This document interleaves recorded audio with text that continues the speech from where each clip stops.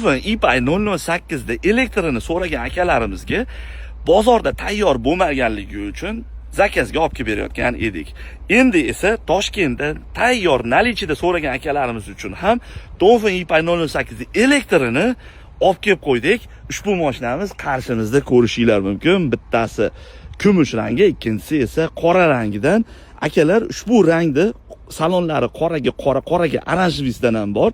Kumush rangimiz esa saloni qora.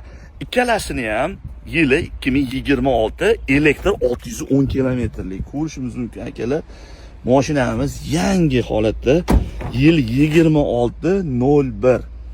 Ushbu mashinamizni pulga keladigan bo'lsak 34 ming deyapmiz. Agar sizlarga qiziq bo'lsa, tayyor ushbu mashinani elektrini Toshkentda tayyorini olaman desanglar, bemalol pastki raqamlarga aloqaga chiqib, ushbu mashinalardan bittasini xarid qilishingiz mumkin.